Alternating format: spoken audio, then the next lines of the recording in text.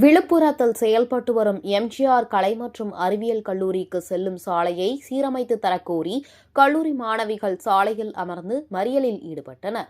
விழுப்புரம் நகர பகுதியான சாலமேட்டில் எம்ஜிஆர் மகளிர் கலை மற்றும் அறிவியல் கல்லூரி செயல்பட்டு வருவதில் 3000க்கும் மேற்பட்ட கல்லூரி மாணவிகள் கல்வி பயின்று வருகின்றனர். கல்லூரிக்கு பெரியார் குடியிருப்பு பேருந்து நிலையத்திலிருந்து மாணவிகள் இறங்கி 1 கிலோமீட்டர் நடந்து செல்ல வேண்டியிருப்பதால் குண்டும் குழியுமாக உள்ள சாலையை சீரமைத்து தரக்கோரி நகராட்சி நிர்வாகத்திடம் அப்பகுதி மக்கள் பலமுறை மனு அளித்தும் சாலையை சீரமைக்காததால் பாதிக்கப்பட்ட மகளிர் கல்லூரி மாணவிகள் விழுப்புரம் திருச்சி செல்லும் சாலையில் அமர்ந்து சாலை மறியலில் ஈடுபட்டனர். மறியல் குறித்து தகவல் அறிந்து வந்த தாலுகா போலீசார் சமாதான பேச்சுவார்த்தை நடத்தி சாலை அமைக்க நடவடிக்கை எடுக்கப்படும் என கூறியதை தொடர்ந்து மறியலில் ஈடுபட்ட மாணவிகள் போராட்டத்தை கைவிட்டனர். எம்ஜிஆர் காலேஜில் படிக்கிறேன். இது வந்து சாலமேட்டில் அமைஞ்சிருக்கு.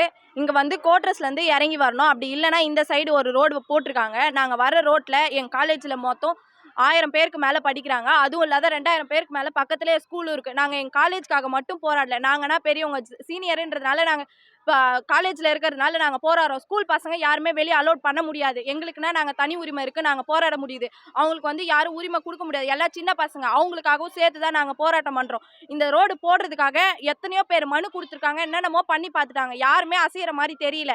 நாங்கள் இப்போ எம்ஜிஆர் காலேஜ்லேருந்து போய் ஸ்ட்ரைக் பண்ணதுக்கு பொதுமக்கள் மேலே பொதுமக்களை யாருமே பார்க்க மாட்டீங்களா கேட்குறாங்க. இத்தனை நாளாக காலேஜ் வந்து போகிறேன், எங்களை யாருமே மதிக்க மாட்டேங்கிறாங்க. நேற்று இதே ரோட்டில் ஒரு குழந்தைய விட வந்த இன்ஸ்பெக்டர் எஸ்ஐக்கு கை உடஞ்சிருக்கு. அவங்க போய் கூட ஒரு இன்ஃபர்மேஷன் கொடுத்து இந்த ரோடை ரெடி பண்ணோம் அப்படின்னு அவங்களுக்கு கூட எண்ணிக்கை இல்லை. ஆனால் நாங்கள் பண்ண வந்த எங்களை அடித்து துரத்துறாங்க போலீஸ் எல்லாருமே. அவங்க வந்து அங்கே நின்றுட்டு இருக்கும் போது ஒரு ஆள் வந்து எங்களை அடிக்கிறாங்க. போலீஸ் வந்து பொதுமக்களுக்கு கொடுக்குறாங்களா உரிமை, இல்லை எங்களுக்கு கொடுக்குறாங்களான்னு தெரியல. எங்கள் மேலே எஃப்ஐஆர் போடுவேன், பொறுக்கிங்க அப்படின்னு சொல்கிறாங்க. நாங்கள் வந்து காலேஜ் படிக்கிறது, எங்களுக்கு ரோடு ஒழுங்காக போட்டு கொடுத்தா நாங்கள் எதுக்கு ரோட்டுக்கு வந்து பொறுக்கி மாதிரி நாங்கள் கத்த போகிறோம். ரோடு ஒழுங்காக போட்டு கொடுத்தா நாங்கள் வர போகிறோம். நிறைய பசங்க லோக்கல்லேருந்து வரவங்க ஸ்கூட்டியில் வராங்க, சைக்கிளில் வராங்க.